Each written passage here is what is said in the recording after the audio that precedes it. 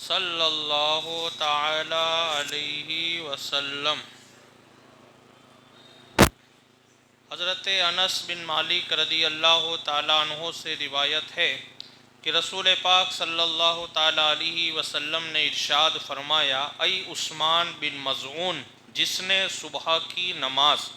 جماعت کے ساتھ ادا کی تو اس کے لیے یہ نماز قبول حج اور قبول عمرہ کے برابر ہوتی ہے۔ یعنی نماز فجر کی اہمیت دیکھیے آپ کہ اگر کوئی نماز جماعت کے ساتھ ادا کرتا ہے فجر کی نماز،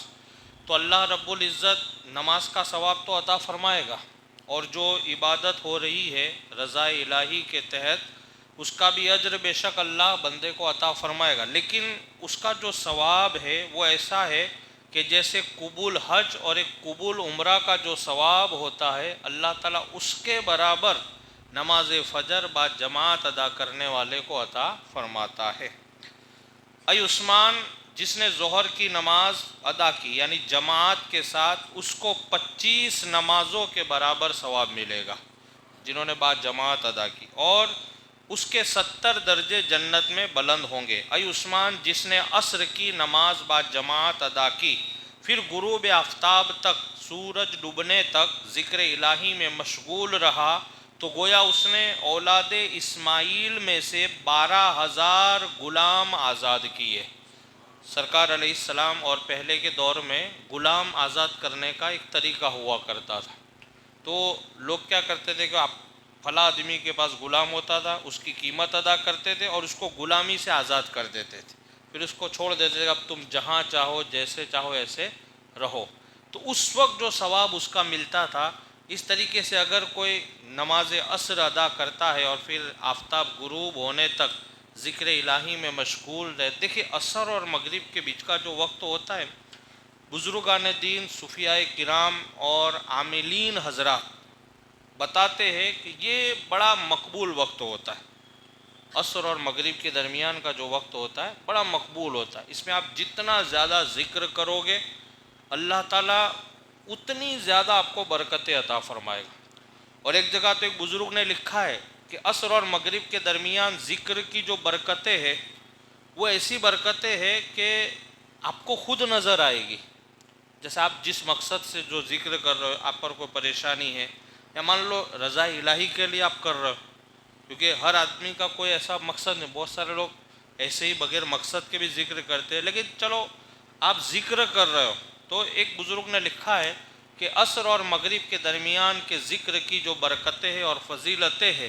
وہ اتنی ہے کہ آپ اگر کرو گے تو چند دنوں کے بعد آپ خود محسوس کرو گے کہ اللہ تعالیٰ مجھے کسی ذکر کی برکتیں عطا فرما رہا ہے۔ اور ایک جگہ لکھا گیا روایتوں میں کہ عصر اور مغرب کے درمیان ذکر کرنے سے اللہ تعالیٰ آدمی کے سینے کو نور سے معمور کر دیتا ہے، اور آپ کو محسوس ہوگا یہ چیز کہ اللہ تعالیٰ نے ہمیں کچھ دیا ہے۔ اور ایک جگہ ایک وظیفہ بتایا گیا ہے کہ اگر آپ کی زبان میں مٹھاس نہیں ہے اور مان لو کہ لوگ آپ کی باتوں سے متاثر نہیں ہوتے ہیں اور آپ کی بات قابل قبول نہیں ہوتی ہے، تو اس کے لیے بھی ایک بزرگ نے بیان کیا ہے کہ عصر اور مغرب کے درمیان اللہ کے ناموں کا ذکر کرو، اللہ تعالیٰ تمہاری زبان میں مٹھاس عطا فرما دے گا، یعنی آپ کی بات کا اثر ہوگا، لوگ آپ کی بات کو مانیں گے، آپ کی بات قابل قبول سمجھی جائے گی، لائق اعتبار ہوگا آپ کا کلام، لیکن اس نیت سے آپ اللہ کا ذکر۔ تو یہ جو عصر اور مغرب کے بیچ کا جو روایتوں میں بھی سرکار کی حدیث پاک میں بھی ہے کہ جو آفتاب غروب ہونے تک عصر کی نماز کے بعد فارغ ہو کر کے دوسری نماز کا انتظار کر رہا ہے اور اللہ کے ذکر میں مشغول ہے، تو اس کی برکتیں اتنی ہیں کہ اس کو 12,000 غلام، کتنے؟ 12۔ اب یہ 12,000 خالی آپ دیکھو گے تو آپ کو بہت معمولی لگے گا، لیکن اگر آپ غلام کا ورث آگے آپ دیکھو گے تو آپ کو اس کی اہمیت پتہ چلے گی کہ 12,000 غلام یہ کوئی معمولی بات نہیں ہے، 12,000 روپے نہیں ہے، یہ بہت بڑی بات ہے۔ یعنی آپ ذکر کرو، اللہ تعالیٰ 12,000 غلام آزاد کرنے کے برابر جو اس کا عوض ہمیں اور آپ کو عطا فرما رہا، یہ اللہ کا بہت بڑا احسان اور کرم ہے ہم پر کہ وہ ہمیں اور آپ کو بے انتہا روزی، بے انتہا فضل و کرم عطا فرماتا ہے۔ باقی ہم اور آپ تو ہر آدمی اپنا اپنا عمل دیکھے، اور اپنے اپنے اخلاق کردار دیکھیں، آپ کو پتہ چلے گا کہ ہم اس قابل بھی نہیں ہیں۔ آج میں ہوں، اگر میں میرے گناہ یاد کروں تو مجھے محسوس ہوگا کہ میں تو اس قابل ہوں کہ آسمان سے آگ برس جانی چاہیے مجھ پر، میں جہاں کھڑا رہوں وہاں زمین پھٹ جانی چاہیے اور زمین میں اتر جانا چاہیے مجھے۔ لیکن آج میں اگر کچھ بھی ہوں، یعنی میں میری مثال دے رہا ہوں اس لیے کہ آپ سمجھ سکو، باقی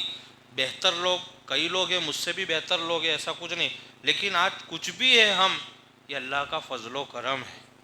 چاہے بندہ اپنی زبان سے بولے یا نہ بولے، لیکن فضل الہی کے سوائے اور کچھ بھی نہیں ہے کہ آج ہماری سانسیں چل رہی ہے، ہم زمین پر چل رہے ہیں اور بڑے سکون و اطمینان سے ہم بستر پر سو پاتے ہیں، کھانا پینا ہم کو مل رہا ہے۔ باقی جو ہمارے اعمال ہے اس کے مطابق تو ہمیں بھوکے مر جانا چاہیے، ہمیں چین اور سکون نہیں آنا چاہیے۔ اور یہ چیز ہمیں، آپ میری بات سنو گے تو آپ کو نہیں سمجھ، لیکن آپ اپنے اعمال کو سوچیں، آپ اپنے اعمال کو یاد کریں، ہر آدمی ویکتیگت اپنی اپنی گریبان میں جھانکے کہ ہم کس عمل میں مبتلا ہے، کیا کرتے ہیں، کتنے بد عمل ہے، کتنے بے عمل ہے۔ پھر آپ کو ایسا نہیں، صحیح بات ہے کہ یعنی ہم اس قابل نہیں ہیں، لیکن رب کا کرم اور احسان دیکھو کہ پھر بھی اللہ پاک ہمیں اتنے گناہوں کا بوجھ ہونے کے باوجود بھی اپنے اس پاک گھر میں ہم کو 5 مرتبہ بلا رہا ہے۔ باقی آپ کسی انسان کا ایک بار برا کر کے دیکھ لو خالی، ایک انسان کی ایک بات نہ من کر کے آپ دیکھ لو خالی۔ اور سب سے بڑی بات آج کے دور میں نے آپ سے 500 روپیہ مانگا اور آپ نے نہیں دیا، کتنا مانگا؟ 500 روپیہ سے، اس کی کوئی وقت ہے؟ 500 کی کوئی وقت نہیں ہے، لیکن آپ سے مانگا اور آپ نے منع کر دیا، پھر دیکھو میرے اور آپ کے درمیان جو تیور پیدا ہوتے۔ میں آپ کو میرے گھر پہ کبھی نہیں بلاؤں گا، کبھی نہیں، یعنی کبھی نہیں۔ پھر مجھے آپ پوچھیں گے، کو پوچھے گا حافظ صاحب جیسا کہ وہ وکیل صاحب کو آپ بلاتے نہیں، مفتی صاحب، نہیں میرا کچھ ایسا مسئلہ نہیں ہے، نہیں بلانا ہے، لیکن نہیں بلانا نہیں، مسئلہ 500 روپے کا ہے۔ مسئلہ کیا ہے؟ 500۔ یعنی ایک انسان کو کچھ دینے سے منع کر دیتا ہے تو اس کا ایسا دشمن ہو جاتا ہے کہ وہ اپنے فنکشن میں یا اپنی کسی اور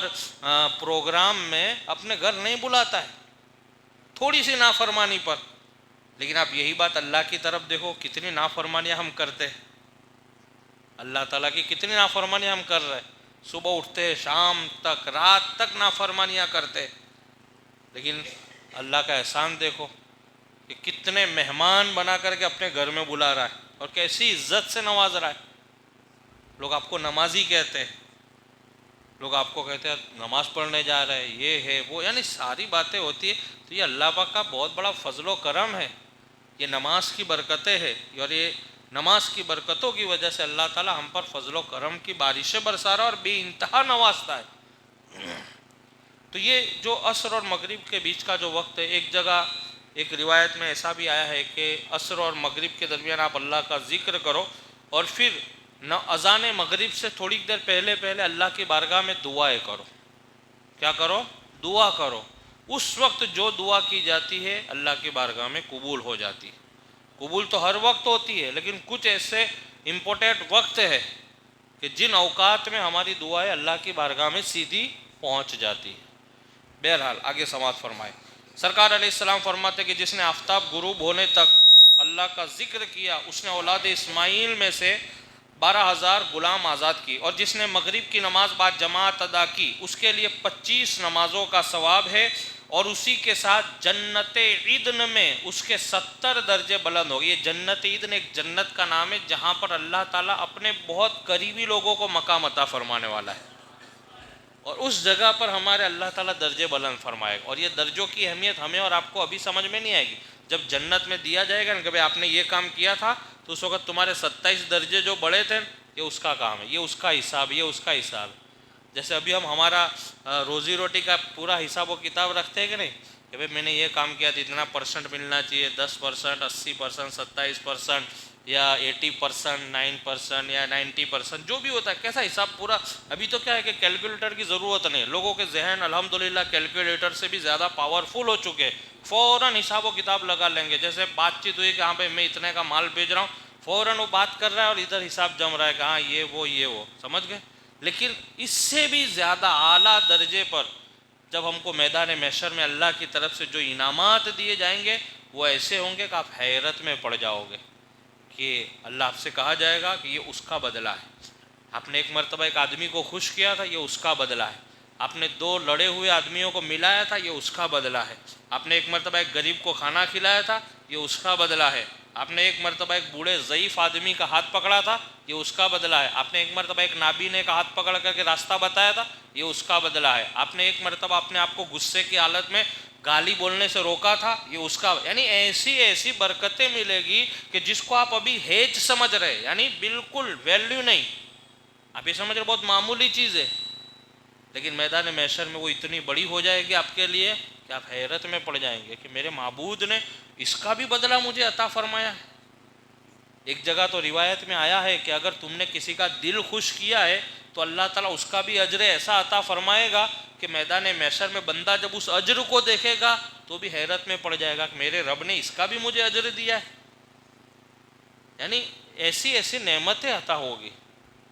اس لیے اللہ پاک نے جب تک ہمیں اور آپ کو زندگی عطا فرمائی ہے، سانسیں سلامت ہے، سانسیں چل رہی ہے، تو کام وہ کرے جس میں اللہ اور اس کے رسول کی رضامندی ہے. آگے سماعت فرمائے، حدیث پوری کر لیجئے. تو کہتے ہیں کہ اس کو جنت عیدن میں 70 درجے بلند ہوں گے. اے عثمان، میرے آقا فرماتے ہیں اے عثمان، جس نے عشاء کی نماز با جماعت ادا کی گویا اس نے شب قدر میں عبادت کی.